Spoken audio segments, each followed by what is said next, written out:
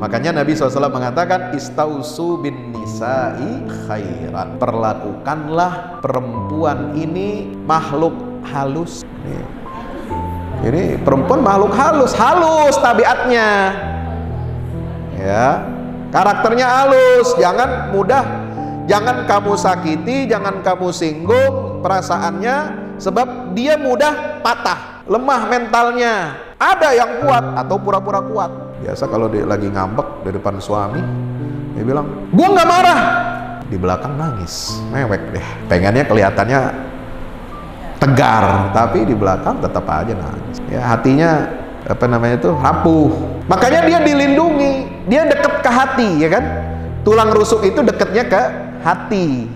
Kemudian tulang rusuk itu deketnya ke mana kalau laki-laki berdiri? Ke tangan. Supaya apa? Dilindungi, dirangkul. Itu ada filosofinya, Bu. Ya, jadi perempuan ini harus dekat dengan hati, pakai bahasa hati, dan juga dia kalau ada apa-apa butuh perlindungan, butuh pengayoman dari suaminya.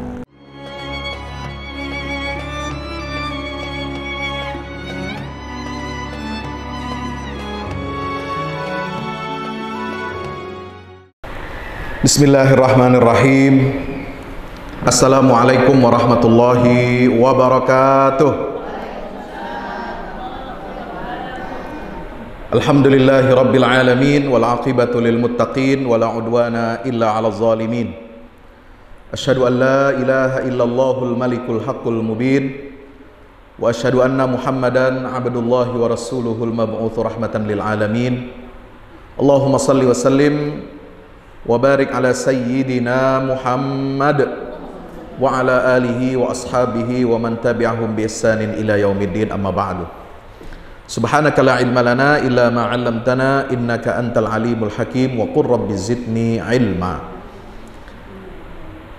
Ibu-ibu jamaah majelis taklim apa namanya nih? Al-Ittihad, majelis taklim Al-Ittihad, yang insya Allah kita semuanya senantiasa diberkahi dan disehatkan, panjang umur dalam taat kepada Allah dan Rasulnya, amin ya rabbal alamin. Puji syukur marilah kita panjatkan kehadirat Allah subhanahu wa ta'ala dengan mengucapkan alhamdulillahi rabbil alamin.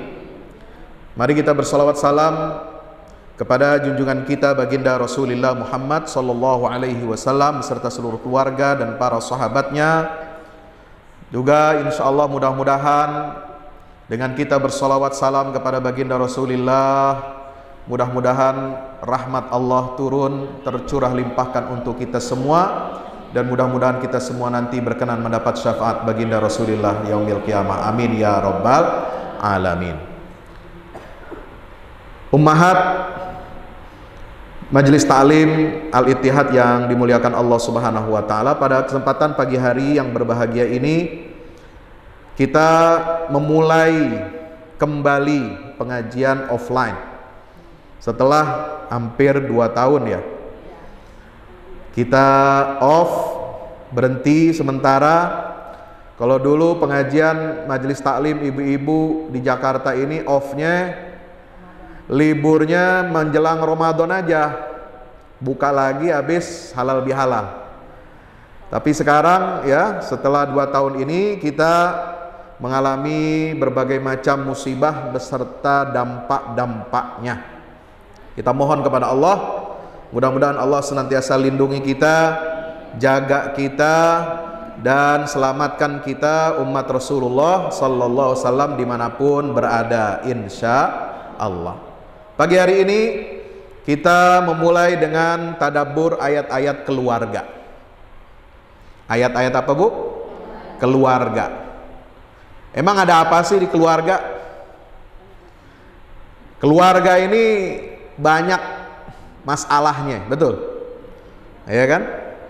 Rumah tangga, rumah 1, tangga 2. Ada 2 suku kata, betul? Rumah dan tangga. Rumah itu isinya apa aja? Perabotan? Bukan. Intinya isi daripada rumah itu adalah suami, istri, dan anak-anak. Boleh tambah cucu kalau mantunya belum punya rumah atau lagi liburan, ya. Tinggal nginep di rumah engkong neneknya sama nyai, ya. Enjit sama jidah, masya Allah. Ya. Intinya adalah manusia itu sendiri, rumah. Rumah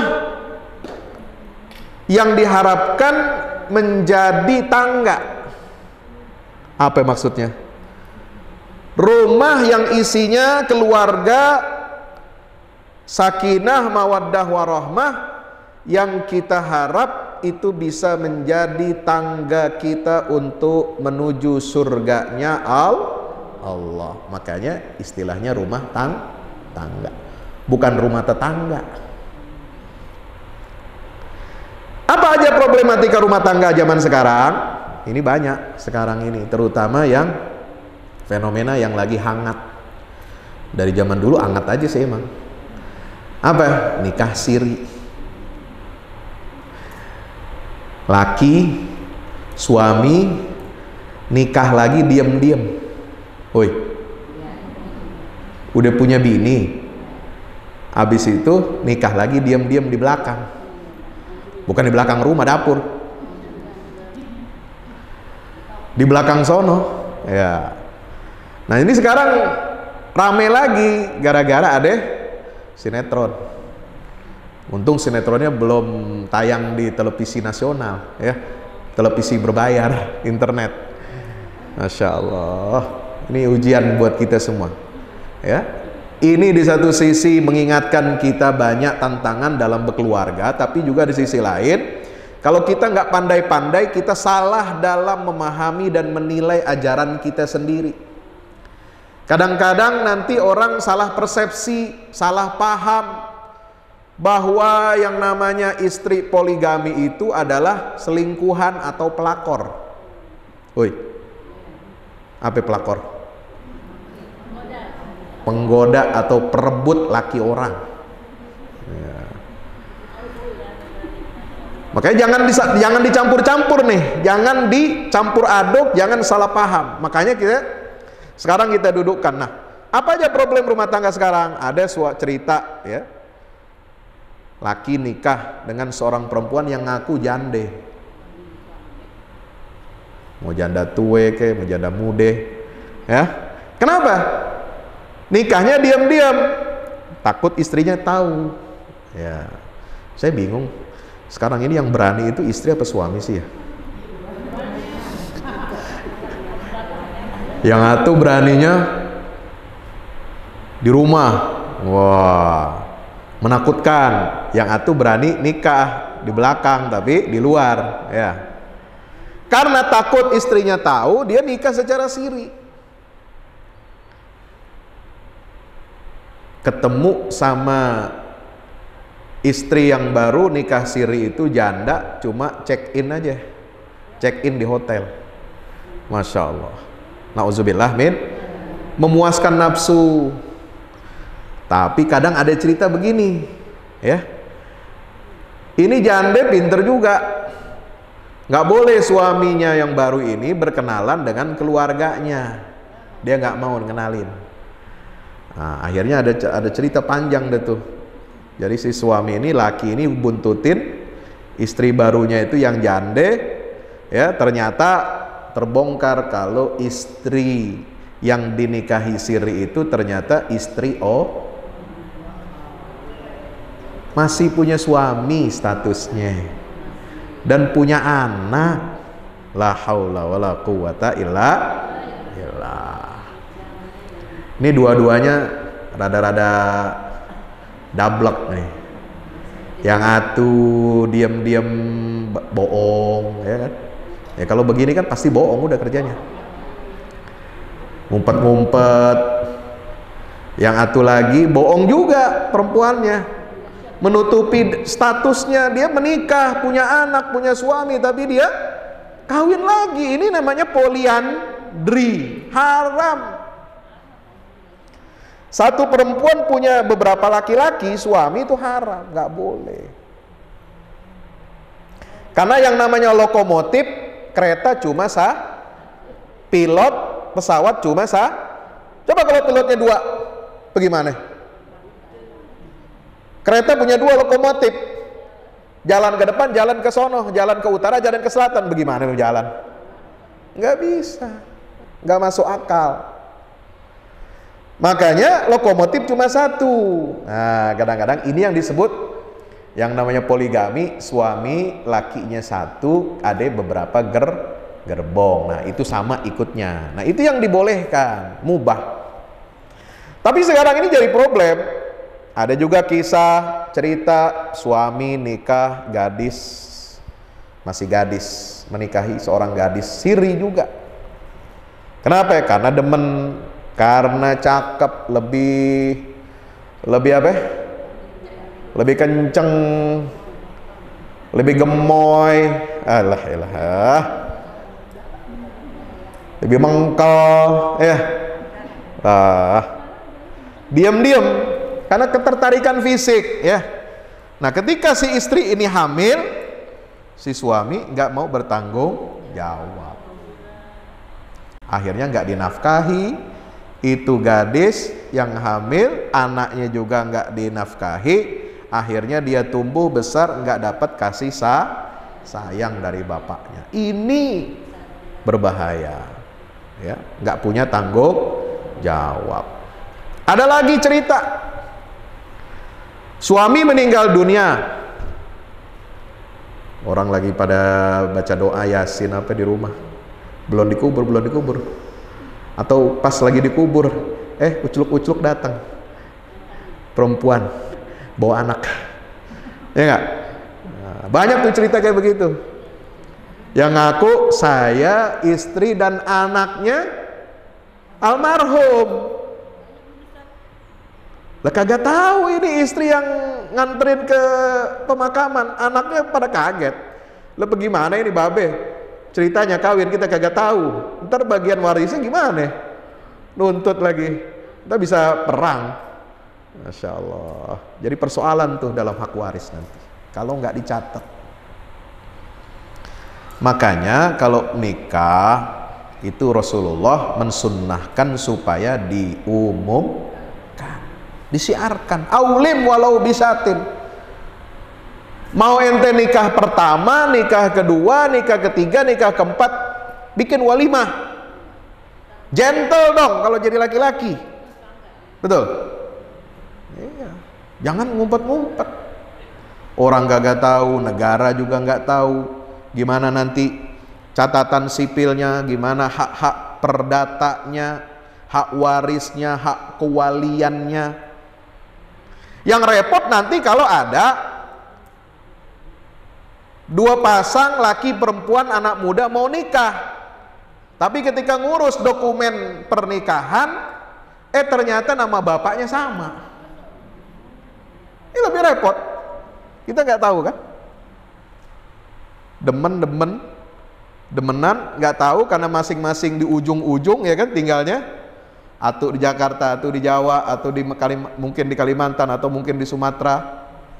Ketemu tuh anak, sama-sama bapaknya sama, kan haram nikah sama saudara sebapak, nggak harus sekandung, sebapak. Ya, kalau beda ibu terserah, ya kan? Maksudnya bukan beda bapak nggak apa-apa, tapi ini sebapak, beda ibu, itu nggak boleh, haram. Ya, karena satu darah, binnya sama, ya kan? Nggak boleh. Ya, ini namanya pernikahan sedarah. Nikahul maharim itu haram dalam Al-Quran, jelas. Maka itu banyak sekali pernikahan semacam ini yang menyebabkan problem, menderita baik istri, anak-anak, dan ini akan menurunkan kualitas SDM keluarga Indonesia. Kualitas anak-anak kita. Coba lihat anak-anak yang bagus pertumbuhannya, yang cerdas, yang ceria, yang pinter, yang baik, relasi hubungannya antar kepada masyarakat, kepada keluarga itu kalau anak ini dibimbing, ya, berada di dalam dekapan keluarga bapak ibu yang akur, yang harmonis, ya. Yang menikahnya juga semua orang tahu. Kalau ada kesulitan, orang lain bisa bantu. Kalau ada masalah, orang lain bisa bantu. Nah kalau nggak tahu siapa bapaknya tinggalnya di sono, nggak tahu. Nih tahu-tahu nih anak perempuan punya anak bagaimana? Nanti ada masalah bagaimana? Ya, belum lagi nanti ngurus sekolah, ngurus catatan sipil dan lain sebagainya. Maka itu kita penting sebagai umat Rasulullah SAW memahami tentang panduan agama. Ya. Sebenarnya buat apa sih tujuan berkeluarga itu? Ayat-ayat Quran yang berbicara tentang keluarga bisa diklasifikasi, bisa dipetakan dalam beberapa sub. Satu, ketika Allah berbicara tentang keluarga dimulai dari awal penciptaan alam semesta. Bahwa alam semesta ini diciptakan oleh Allah itu pasangan. Surat Yasin ayat 36. Subhanalladzi khalaqal azwaja kullaha mimma tumbitul ardu wa min anfusihim wa mimma la ya'lamun. Maha suci Allah yang telah menciptakan semuanya berpasang-pasangan, baik dari apa yang ditumbuhkan oleh bumi dan dari diri mereka sendiri, semua berpasang-pasangan. Manusia Allah ciptakan berpasang-pasangan, laki-laki dan perempuan. Menikahnya juga berpasangan lawan jenis. Nggak boleh menikah satu jenis. Sebab alam semesta ini diciptakan oleh Allah, menikah itu ya berpasangannya lawan jenis. Dalam surat An-Najm ayat 45, wa annahu khalaqaz zawjaini dzakara wal untha min nutfatin idza tumna. Sesungguhnya dialah Allah yang menciptakan pasangan laki-laki dan perempuan. Ya. Jadi ini nikmat dari Allah. Ketika Allah menciptakan alam semesta, semuanya diciptakan berpasang-pasangan. Inilah hukum alam, hukum yang disebut dengan sunnatullah. Maka ada ketertarikan, ada magnet. Laki ketemu perempuan pasti ada magnetnya. Kecuali saudara kandung, kecuali ponakan sama paman, nah itu nggak bisa. Kalau masih saudara sepupu masih boleh, walaupun tidak kurang dianjurkan. Kenapa? Mungkin nanti bisa melahirkan keturunan yang kurang sehat, kurang kuat. Karena gennya sama, meskipun beda keluarga. Ya, nikah sama anak paman, nikah sama anak bibi misalnya. Bapak Ibu yang dirahmati Allah Subhanahu Wa Taala. Nah, ini yang pertama, klasifikasi ayat Al-Quran. Yang kedua, tegas Allah mengatakan penciptaan manusia itu berpasang-pasangan dalam surat An-Nisa ayat 1. Dari situlah lahir, berkembang biak banyak manusia laki-laki dan perempuan.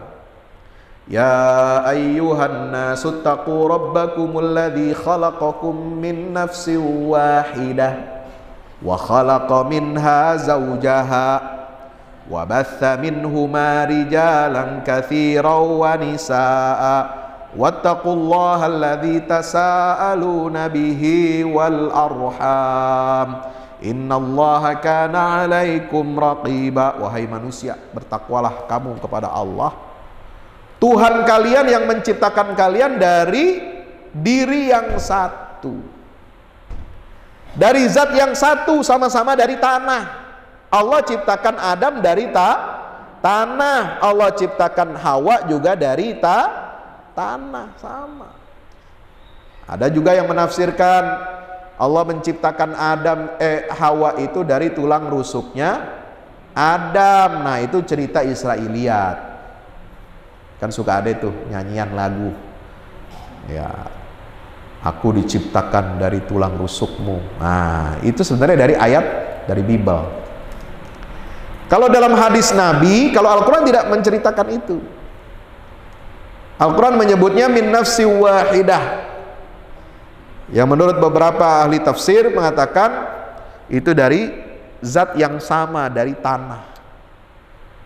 Ya. Hanya Nabi mengumpamakan, memberikan perumpamaan bahwasanya tabiat karakter perempuan itu bengkok seperti tulang rusuk. Ya. Tulang rusuk adanya di mana? Dada. Melindungi hati, dekat ke hati. Ya. Ini sebuah perumpamaan yang luar biasa.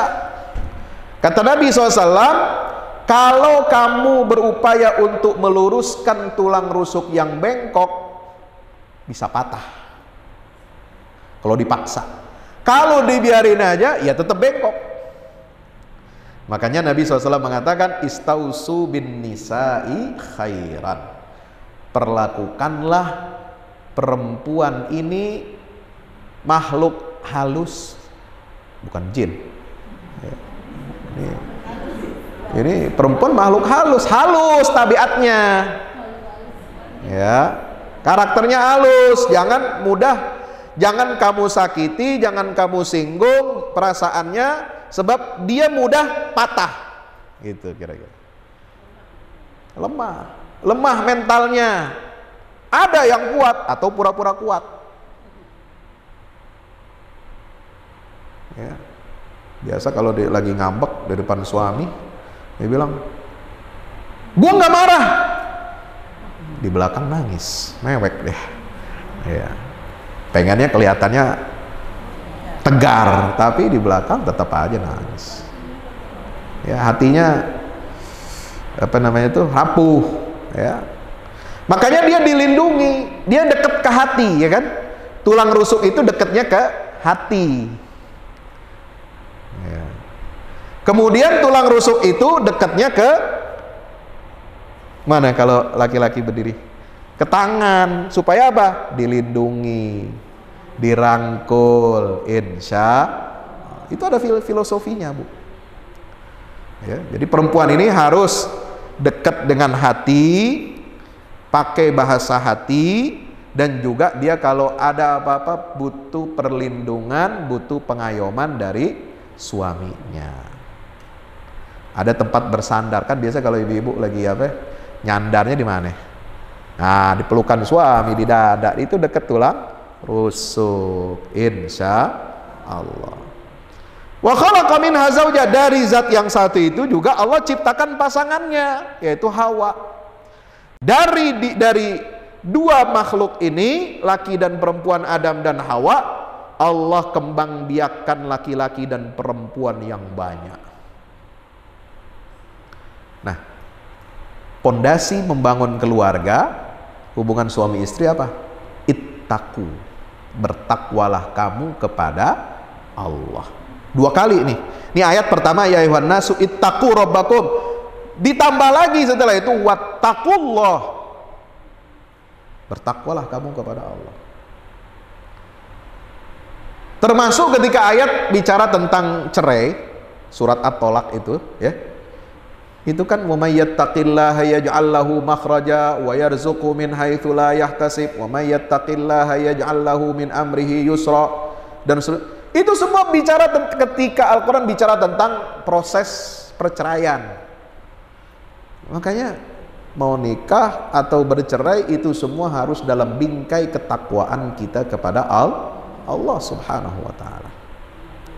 Yang ketiga, apa sih tujuan menikah? Berkeluarga itu di dalam surat Ar-Rum ayat 21, Allah berfirman, wa min ayatihi an khalaqalakum min anfusikum azwaja litaskunu ilaiha wa ja'ala bainakum mawaddatan wa rahmah inna fi dzalika laayatil liqaumin yatafakkarun. Di antara tanda-tanda kebesaran Allah adalah Dia menciptakan menciptakan pasangan-pasangan untukmu dari jenismu sendiri, dari jenis manusia. Ya. Jadi sudah ditentukan oleh Allah. Itu tanda kebesaran Allah. Coba bayangkan. Satu laki-laki, dia lahir dari keluarga, punya bapak, punya ibu, dari keluarga yang jauh, sukunya beda, bahasanya kadang beda, kebiasaannya, adat istiadatnya juga beda.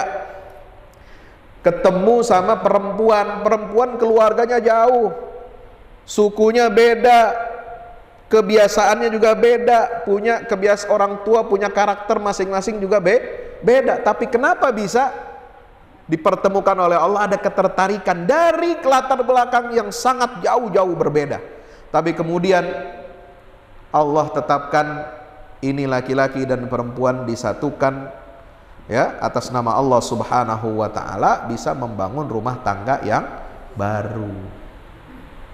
Ini kan kalau dipikir-pikir, ya Allah, berat ya. Makanya ibu, bapak kalau melepas anak waktu akad nikah itu gimana perasaannya? Sedih, lagi anaknya perempuan. Ya, kalau anak laki-laki sih dilepas udah biasa. Sama juga, ya, sayang banget sama anak cowok, iya. Masya Allah, apalagi ya. Kalau ibu ngelepas anak laki-laki, nah itu perasaan nanti, waduh, gua ada saingannya. Iya, ada mantu perempuan, ya kan? Jadi kurang dah. Makanya ada istilah yang paling ditakutin pengantin perempuan itu, paling ditakutin sama istri, ya, istri saya nggak usah jauh-jauh nyontoin, paling takut sama mertua atau saudara perempuannya suami, ipar-iparnya. Makanya paling males, kalau bisa jauh-jauh deh rumah, jangan nyatu gitu, jangan sering-sering ketemu dah, ya. Jangan sering-sering acara keluarga, kira-kira begitu. Ya, makanya ada pohon lidah mertua. Lidah mertua panjang tuh lidah, ya, panjang, nyala lagi tuh warnanya. Udah takut itu perempuan. Apa? Insya Allah, bukan ibu-ibu sini, ibu-ibu sono. Ya. Jadi begitu, ya. Dari dua keluarga yang beda jauh kebiasaannya, karakternya, tapi bisa menyatu. Ya. Ini luar biasa, ini tanda kebesaran Allah. Apalagi Allah mengatakan litaskunu ilaiha, supaya kamu wahai laki-laki cenderung dan tentram kepada pasanganmu itu, pada perempuan itu. Ada ketentraman, ada kecenderungan yang tidak bisa tergantikan. Walaupun dia dulunya, bayangkan, dulu ini anak laki atau perempuan, dia diasuh sama orang tua, sama ibu, sayangnya bukan main. Ya. Dari bayi, dari merah, ya kan? Sampai remaja, sampai dia dewasa, deket lengket sama emaknya. Kasih sayang ibu kurang apa? Ya kan, panjang kasih sayang ibu itu. Tapi ketika ketemu sama calonnya, ketemu sama idamannya, belahan hatinya, belahan jiwanya, nah itu beda. Kalau kasih sayang ibu itu kasih sayang, ya, hubungan darah, naluri hubungan darah. Tapi kalau dengan istri atau dengan suami itu kan nggak ada yang menyatukan, bukan darah yang menyatukan ini. Ini hanya semata-mata percaya, yakin, menjalankan perintah Allah, menjalankan sunnah Rasulullah, lalu kemudian timbul rasa kasih sayang itu, kan luar biasa. Ya. Kalau kita pikir, kalau kita renungin, ya Allah, ini nggak masuk akal. Tapi bisa. Allah yang menciptakan rasa cinta dan kasih sayang. Litaskunu ilaiha. Maka ini salah satu tanda kebesaran Allah. Diciptakan cinta itu supaya kamu cenderung dan tentram kepadanya, walaupun itu orang tadinya asing. Ini orang asing ini. Ini bukan siapa-siapa kita. Ya. Sebelumnya nggak kenal, keluarganya juga nggak kenal. Gimana dia begini-begini nggak tahu. Tapi kemudian Allah lunakkan, luluhkan hati kita, dan kemudian mendapat persetujuan orang tua. Nah, ini adalah suatu hal yang luar biasa. Makanya Allah mengatakan wa min ayatihi, tanda-tanda kebesaran Allah. Bukan cuma tentram, wa ja'ala bainakum mawaddah, dan dia menjadikan di antara kalian berdua, kamu semua itu rasa kasih, warahmah dan sayang. Apa bedanya? Sakinah litaskuni ilaiha, mawaddah dan rahmah. Para ulama termasuk para pakar psikologi mengatakan kalau sakinah itu ketika masih muda, belum nikah, darahnya masih bergejolak, menggebu-gebu, ya kan? Pengennya nemplok aja, ya kan? Pengennya anu aja kan? Kalau binatang buas itu pengennya menerkam aja, ya, menerkam. Ya, cowok singa menerkam yang betina, nah itu menerkam. Nah, kalau manusia juga begitu, kalau dia nggak punya agama, nggak punya tali kekang yang namanya agama, itu bisa begitu seperti binatang. Ya. Maka darah muda, gejolak kejiwaan yang ada pada laki-laki dan perempuan yang belum menikah, dengan adanya pernikahan itu lalu ditenangkan, as-sakinah, ditenangkan. Makanya pisau dalam bahasa Arab namanya sikin. Tahu sikin? Pisau dapur, pisau buat nyembelih kambing, hewan, itu namanya sikin. Untuk apa? Menenangkan. Dari kata sakinah. Ya. Itu embek sapi kalau dipotong, yang tadinya bergerak-gerak menggelepar, tenang, diam, mati dia. Itu makna sakinah, sikin. Yang tadinya dia bergejolak, yang tadinya dia lompat, yang tadinya dia mau menerkam, dengan adanya pernikahan itu, tadinya dia berpikir untuk berhubungan yang haram, pegang-pegangan, cium-ciuman, bahkan mungkin hubungan seksual di luar nikah, tapi dengan adanya agama ini, dengan adanya aturan-aturan agama, dia menjalani akad nikah, tenang dia menjalaninya. Kenapa? Karena setelah itu dengan satu kalimat, qabiltu nikahaha wa tazwijaha bil mahril madhkur, dan sah. Berubah semuanya. Tadinya haram, semuanya haram, jadi halal semuanya. Mau diapain aja halal. Ya, ini. Jadi sikin, sakinah. Nah, mawaddah itu apa? Mawaddah itu kalau udah punya anak, bertambah cintanya. Karena ada buah hatinya. Ya kan? Jadi rasa sayang itu bukan cuma melihat kondisi fisik suami istri, laki perempuan, ditambah rasa cinta itu dengan adanya dengan lahirnya anak-anak di tengah keluarga. Itu yang lebih meningkatkan lagi mawaddah. Yang tadinya udah kesel sama lakinya, tadinya kesel sama bininya, ngelihat anak kagak tega ninggalin suami atau istri. Yang tadinya udah pengen cerai aja, ngelihat anak lain. Ya. Kalau rohmah itu apa? Rohmah itu kalau udah tua, udah pada peot, gigi udah copot, rambut pada ubanan, mata udah rabun, ya, udah menopause, udah nggak bisa ngelayani suami secara biologis. Yang muncul itu apa? Rahmah, kesian, ya. Sayangnya itu sayang kasihan, rahmah. Sama seperti orang tua memperlakukan anaknya itu dengan rahmah. Anak lemah, baru lahir, bayi merah, kan kita perlakukan, ibu perlakukan anak itu nyusui, apa-apa, kasih makan itu dengan rahmah namanya. Sama, Suami kita udah lemah fisiknya, udah nggak kerja, udah pensiun, udah lemah semua fisiknya. Yang ada itu apa? Sayang, kasihan, tetap melayani. Ya. Suami juga melihat istrinya udah tua, udah nggak bisa melayani secara biologis, tapi tetap bisa hidup berdampingan, saling menuntun. Kalau jalan bareng, ya kan, saling nuntun tentu. Itu namanya rahmah.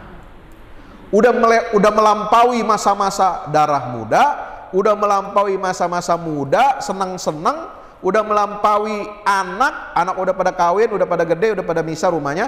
Nih, Akin ini tinggal aja berdua di rumah. Ya. Tinggal nungguin cucu sama mantu datang. Nah, kalau nggak ada cucu, nggak ada mantu di rumah, ya berdua. Ini yang namanya rahmah. Alhamdulillah. Udah pada tuwir ya.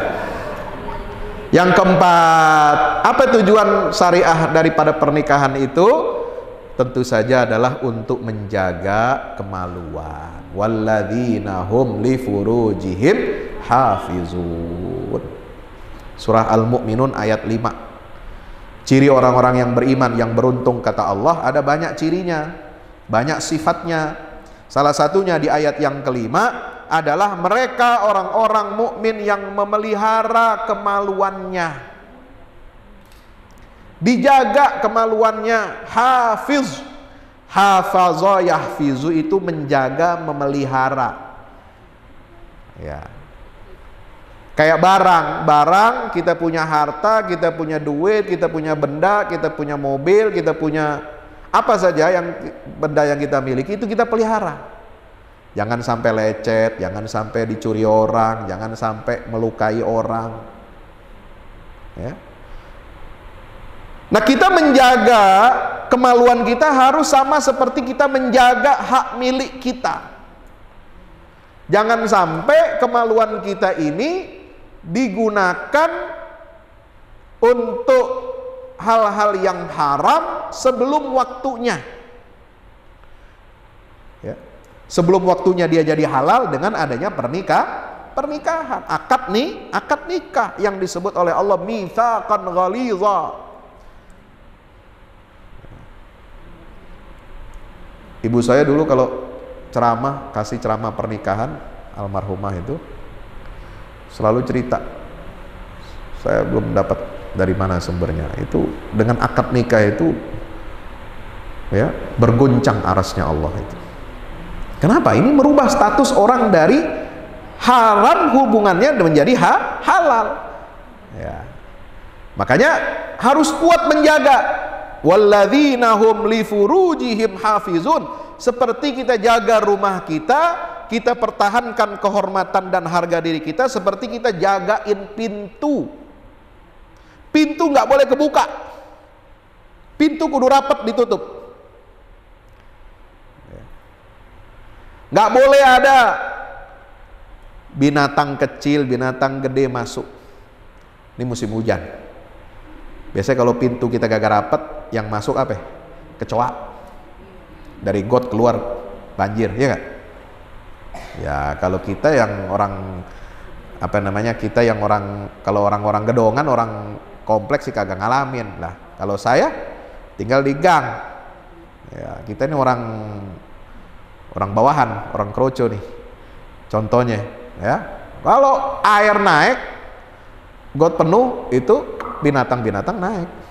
Nanti kalau nggak rapat tuh pintu, masuk. Ini mesti kita jaga, kita tutup rapat. Jangan sampai ada orang lain mengganggu anak, kita punya anak perawan. Jangan sampai pegang tubuh anak, kita punya perawan. Yang laki juga kita harus jaga.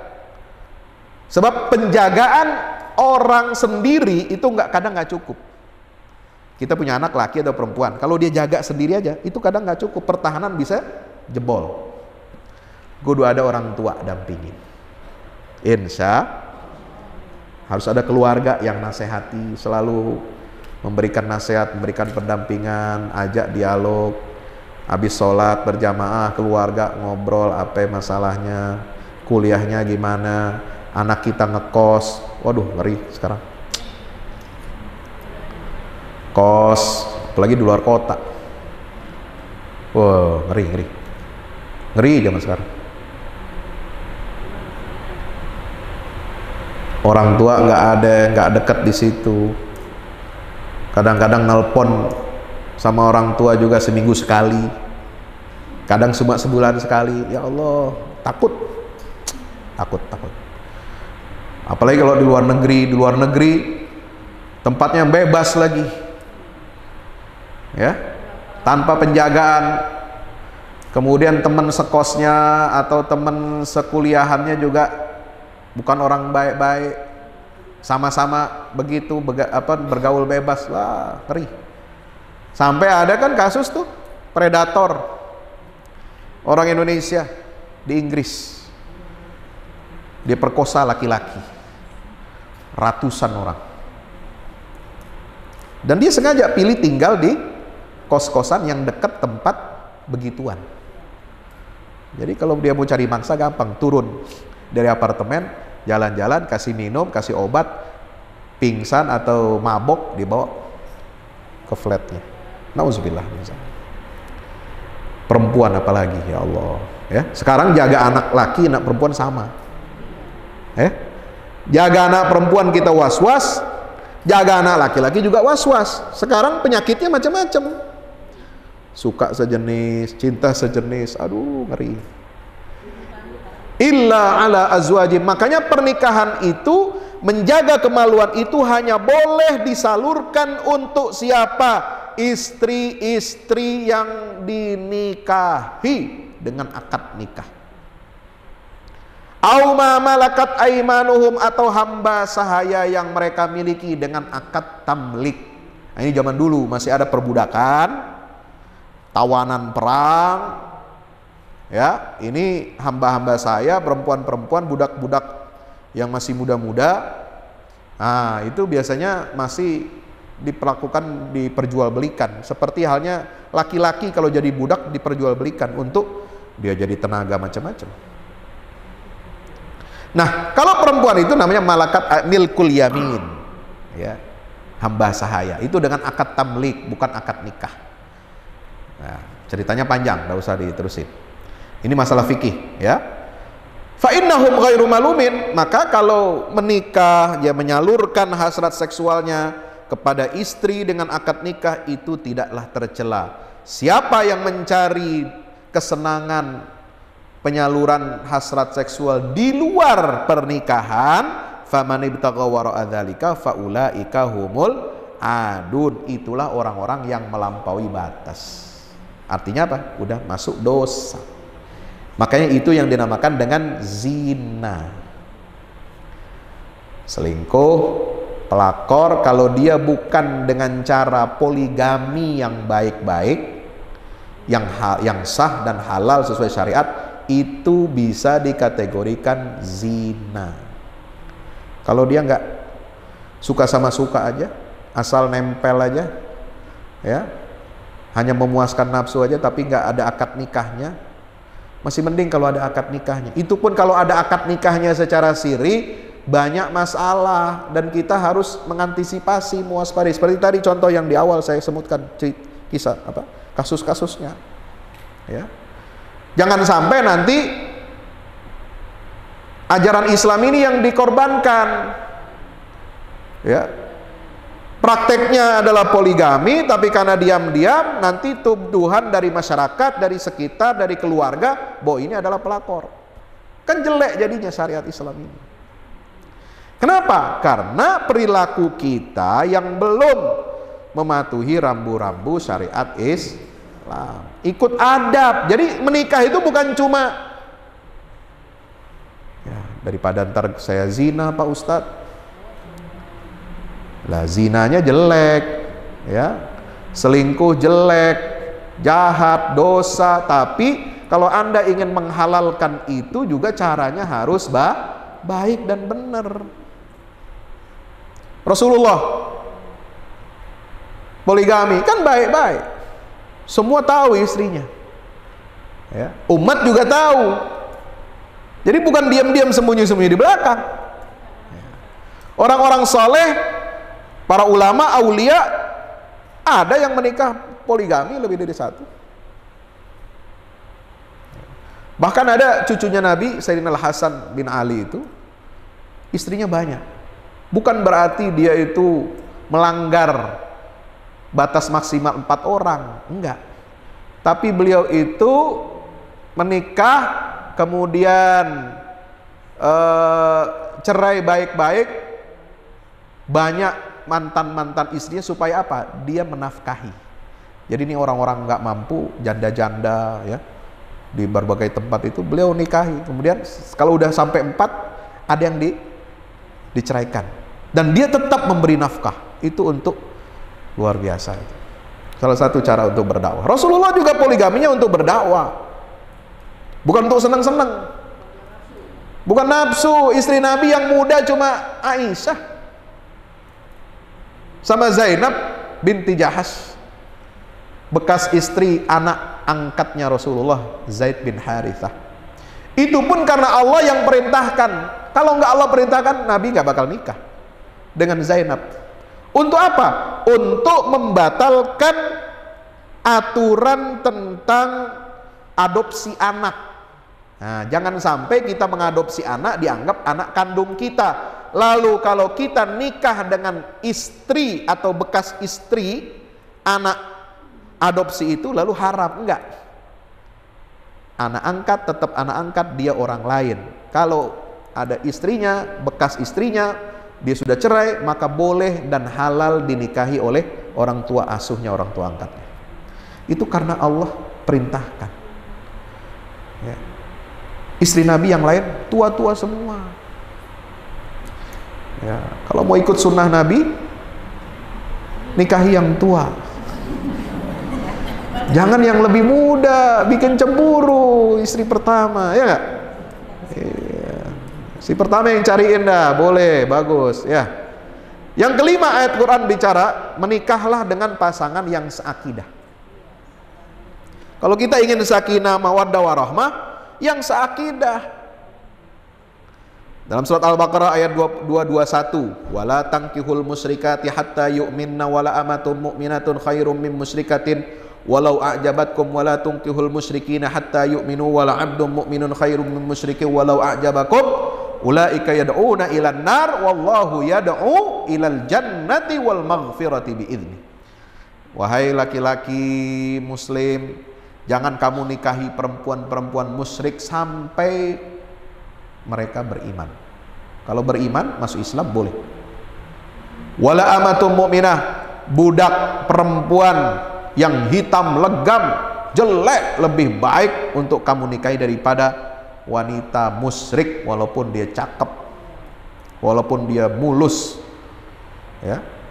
Anda lebih, itu Allah lebih ridho. Allah meridhoi pernikahan dengan budak tapi dia beriman, itu lebih baik, karena ini akan menimbulkan apa? Sakinah, mawaddah, warahmah. Karena kita menikah bukan cuma dibawa di dunia, sampai akhirat. Nanti kita lihat ayatnya. Ya, hubungan kita menikah ini bukan niatnya enggak. Ya, jadi ini hukum Islam ya. Ketika kita akad nikah, nggak boleh ada niat kita niat hanya temporer, sementara. Ada jangka waktunya. Saya nikahi, saya terima nikahnya Fulana binti Fulan dengan jangka waktu 3 minggu, haram. Itu namanya kawin kontrak. Saya nikahi dalam jangka waktu sebulan, 2 bulan, 3 bulan, setahun, itu nikah kontrak, haram. Ya. Nggak boleh.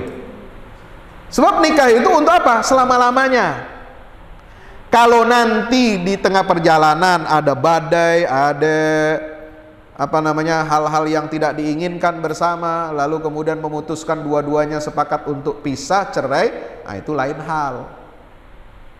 Tapi niat kita pertama menikah itu adalah untuk selama-lamanya, sampai kita mati, sampai kumpul lagi di akhirat bersama keluarga kita. Amin ya rabbal alamin. Sebaliknya, wala tunkihul musyrikin hatta yu'minu, wahai ya wali-wali perempuan, janganlah kamu nikahkan orang-orang laki-laki musyrik dengan perempuan yang beriman sebelum mereka beriman. Nah, nggak boleh orang tua menikahkan anak perempuannya dengan laki-laki musyrik, termasuk kafir, ahli kitab, Yahudi, Kristen, Majusi, dan lain sebagainya, Hindu, Buddha, Konghucu, semuanya laki-laki non-muslim haram buat perempuan yang beragama Islam. Haram. Kalau laki-laki muslim boleh gak dengan non-muslim menikah? Haram menikah dengan wanita-wanita musyrik yang agamanya nggak punya kitab suci, ya, seperti Hindu, Buddha, Konghucu, Majusi dan sebagainya. Itu haram mutlak. Kalau dengan ahli kitab bagaimana? Yahudi, Kristen, ada pengecualian, boleh, tapi dengan syarat. Ya, syaratnya apa? Laki-lakinya kudu kuat imannya, bukan kuat aminnya doang, imannya kudu kuat. Bukan cuma seneng doang modalnya.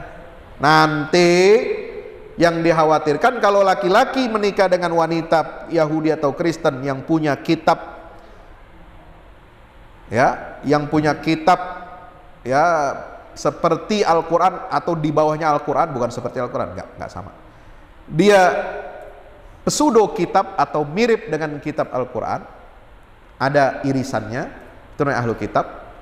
Boleh dia menikah, tapi dengan syarat dia harus lebih kuat imannya, bisa melindungi istrinya yang non muslim, dan mengajak dia berdakwah untuk Islam. Kalau dia nggak kuat imannya, jangan coba-coba. Bisa jadi, kata Buya Hamka dalam Tafsir Al-Azhar, bukannya pancing yang narik ikan, tapi ikan yang bawa lari itu pancingan. Paham? Kan kita kalau mancing kan pengen dapat ikan. Nah, jangan terbalik. Ikannya kegedean, lebih kuat imannya tuh perempuan Yahudi Kristen, narik lakinya, anaknya masuk agama mereka. Nauzubillah. Itu dosa. Yang begini ini yang harus kita waspadai, ya. Jangan sampai. Ada pertanyaan, kenapa sih Pak Ustadz Islam itu kok membatasi pernikahan mesti seiman, seakidah? Islam itu agama yang universal, ya. Silahkan kamu menikah dengan wanita atau laki-laki yang berbeda suku, berbeda bangsa, berbeda bahasa, beda warna kulit, silahkan. Tapi hidup kamu itu adalah untuk Allah dan akan kembali kepada Allah. Inna salati wa nusuki wa mahyaya wa mamati lillahi rabbil. Maka hidup Anda itu selalu harus terikat dengan agama. Allah ridhonya yang mana? Allah ridho itu dengan yang bagaimana? Wallahu yad'u ilal jannah wal maghfirati bi'idnih. Allah itu hanya ridho mengajak kamu semua masuk surga dan dapat ampunan Allah. Sementara orang-orang kafir, Yahudi, Kristen, mereka itu yad'una ilan nar, mereka mengajak kamu masuk neraka. Ente mau pilih mana? Ente mau dibimbing Allah ke surga atau mau dibimbing sama perempuan Yahudi atau Kristen masuk neraka? Tentu kita pengen surga. Kita pengen ridhonya Allah Subhanahu wa ta'ala, ya. Maka surat Al-Mumtahinah ayat 10, jangan pegang tali temali perempuan kafir. Ini perintah Allah.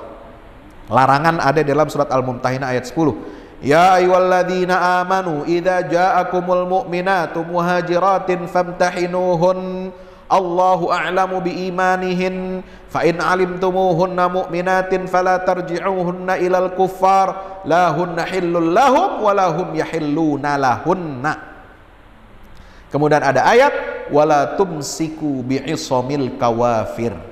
Wahai orang-orang yang beriman, apabila perempuan-perempuan mukmin datang berhijrah kepadamu, dulu dari Mekah ke Madinah, ya, ini perempuan mukmin yang beriman itu, kalau dia beriman, menyatakan diri beriman kepada Allah dan Rasulnya, sementara suaminya itu masih kafir, itu nggak boleh menyatu dalam rumah tangga,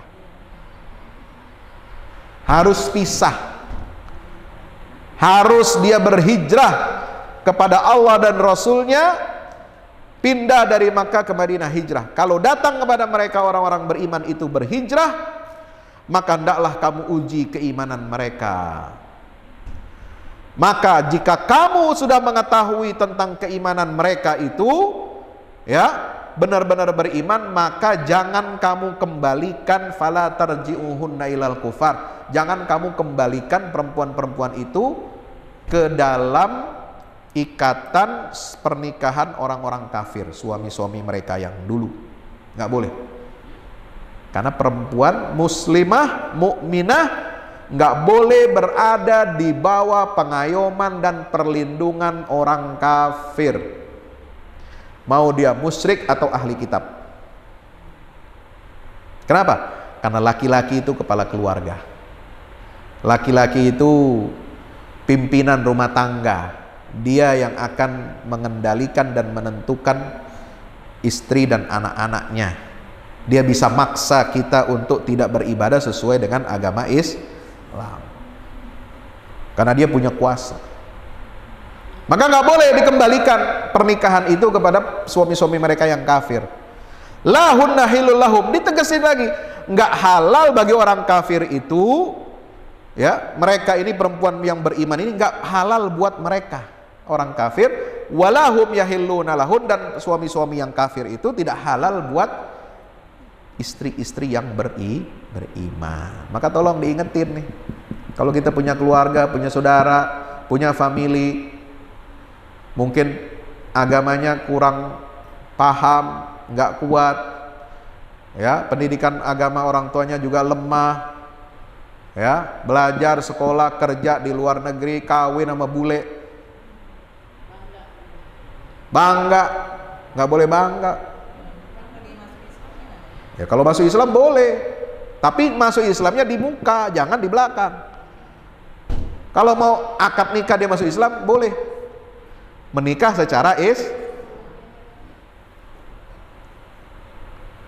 Nah, kalau menikahnya tuh cowok masih kafir, gelawar gelewer, sampai punya anak, sampai tuir, kagak masuk Islam juga, nah itu repot ini. Jadi hukumnya gimana?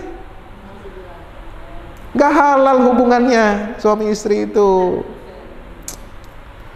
berterusan zina, ya. Nauzubillah min dzalik. Maka itu hukum keluarga ini penting.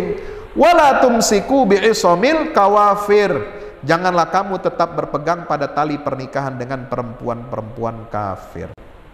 Nah, ini buat orang laki-laki muslim, ya. Wallahu a'lam bishawab. Mudah-mudahan kita diberikan kekuatan iman dan Islam oleh Allah Subhanahu wa ta'ala. Ada pertanyaan, anak yang lahir dari orang tua yang tidak sah perkawinannya, apakah dia jadi anak haram? Anaknya sah, dia sebagai anak, nggak ada dosa turunan, dosa warisan dari orang tua, nggak ada, ya. Maka dia diperlakukan sebagai seorang anak yang punya hak-hak dan kewajiban dalam agama, selama anak itu masih beragama Islam, ya, dididik secara Islam. Maka kakek neneknya, saudara, paman, bibinya harus membimbing ini anak, harus terima anak ini, ya. Binnya tetap bin bapak biologis, bin bapak biologis. Kayak begini ya, kayak orang anak perempuan, dia mau nikah, ya, minta wali, tapi orang tuanya dulu waktu melahirkan dia ini itu di luar nikah, paham? Nah, laki perempuan berhubungan di luar nikah, lahir nih anak, terus orang tua biologisnya baru kawin setelah anaknya lahir. Banyak yang begitu. Ini anak perempuan nggak punya hubungan wali dengan bapak biologisnya, tapi binnya tetap bin bapaknya. Dia ke ibu, kenapa? Binnya ke ibu atau bapak ya? Saya lupa tuh. Hah? Hubungan perdatanya itu dengan ibu, ya. Jadi ke bapak enggak. Jadi kalau anak itu dewasa mau menikah minta wali, nggak boleh bapak biologisnya itu yang menjadi wali. Bisa wali hakim KUA atau wali dari pamannya, dari bapak, enggak, dari paman, dari ibunya. Ya, jadi kenapa? Karena anak ini lahir di luar pernikahan. Hak warisnya juga nggak ada. Kalau bapak biologis itu punya harta warisan, nggak bisa jatuh ke anaknya. Kenapa? Karena tidak ada hak perdata antara anak yang lahir di luar pernikahan dengan itu. Untuk apa? Kenapa sih begitu ketat dan kerasnya syariat Islam untuk menghukum secara sosial? Harus dihukum ini orang, ya, orang tuanya harus dihukum secara sosial. Kenapa? Karena bisa menelantarkan anak-anaknya. Nah, dia dapat harta warisan dari siapa? Yaitu dari wasiat anak ini. Dari wasiat boleh, tapi harta warisan enggak. Diambil paksa.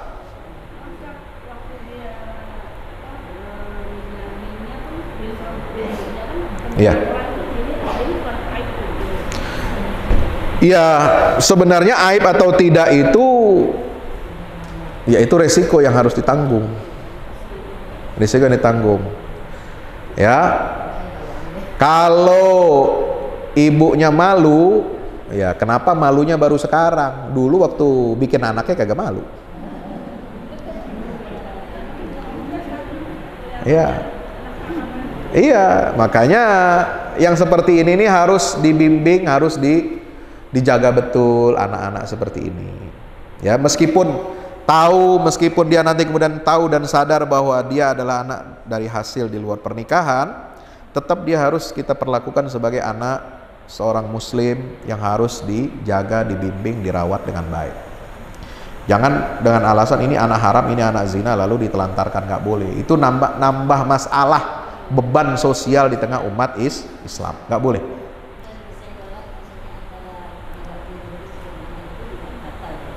Iya.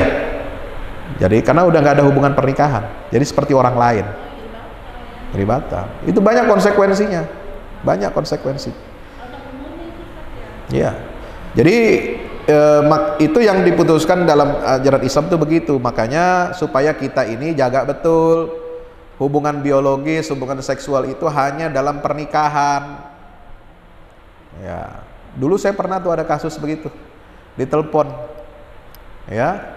Sama seorang orang tua, ibu-ibu nelpon saya, ya anaknya mau nikah, ya keluarganya udah setuju semua, terus pas akad nikahnya gimana? Saya dulu pernah begini Pak Ustadz, ini anak lahir di luar sebelum kita nikah, ya harus yang menikahkan itu wali hakim KUA, tapi gimana nanti ketahuan sama calon besan mertua, ya resiko Bu. Ya ibu harus terbuka, dan kita yang calon mertua atau besan itu juga harus menerima apa adanya, kan?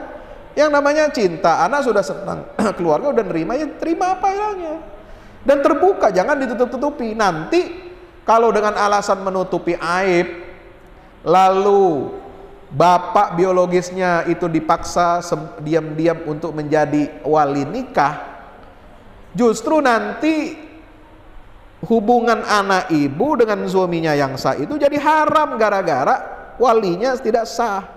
Kan wali itu rukun nikah. Serem ya? Jangan mengorbankan pernikahan anak Anda gara-gara walinya palsu. Nah itu lebih baik terbuka, walinya bukan orang tua kandungnya, wali hakim, karena ini begini-begini sejarahnya, daripada nanti Anda merusak perkawinan anak Anda seumur hidup. Mau berkorban mana? Berkorban untuk anak atau Anda?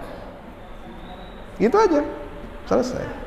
Silakan. Kan ini laki-laki, anaknya laki-laki ya, anaknya laki-laki.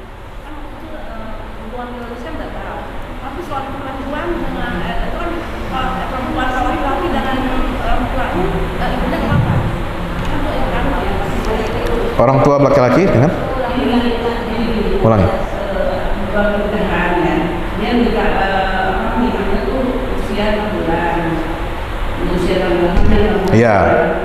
dia kan lahir. Itu kan berarti kan yang menikah apalagi ibu. Menikahnya dengan laki-laki lain. Iya, itu juga. Hah? Menikah itu juga. Oh, suami laki-laki itu juga.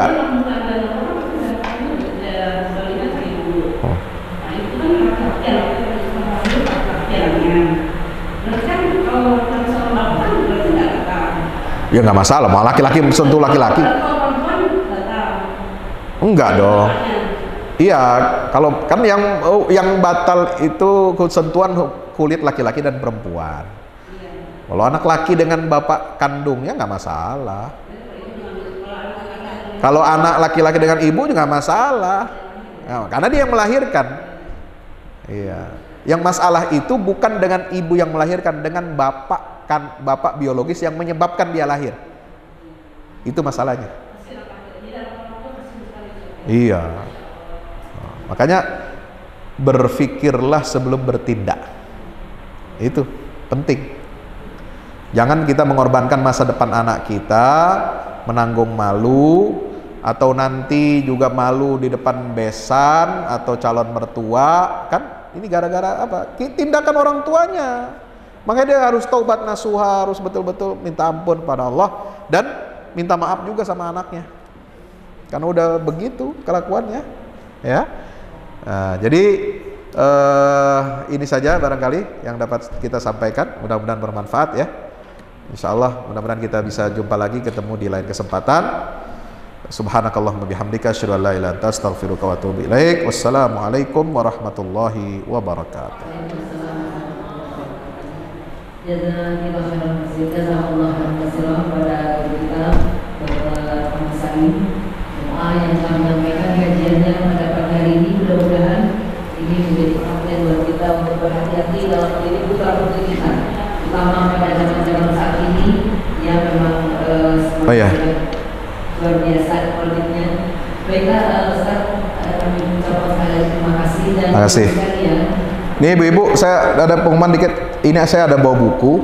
Kalau ada yang mau beli boleh. Pesan-pesan tauhid untuk negeri. Ya, ini buku saya. Ada masalah perempuan, masalah keluarga, feminis ya. Tantangannya, kemudian masalah pemuda, ya, menyiapkan pemimpin, dan kemudian masalah-masalah keislaman yang aktual. Ini harganya 140. Boleh yang mau ngambil dicatat aja, mau bayarnya kapan terserah. Infak ya, terserah deh. Ya.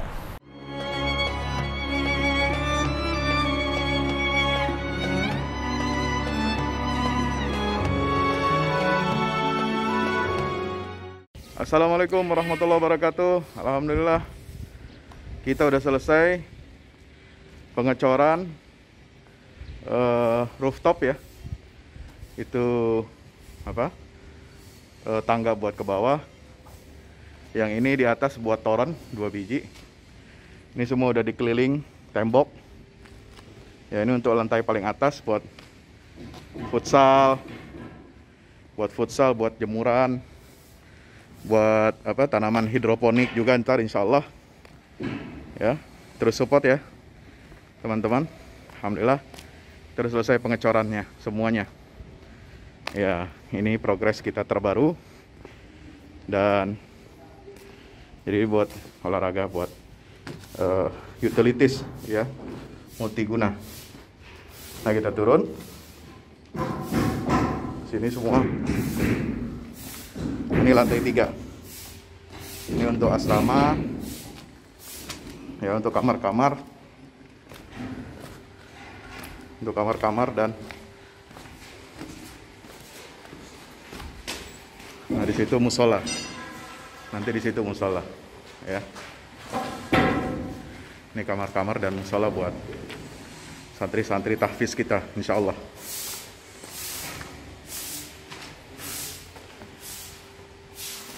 Nah, ini lantai 2 kita turun.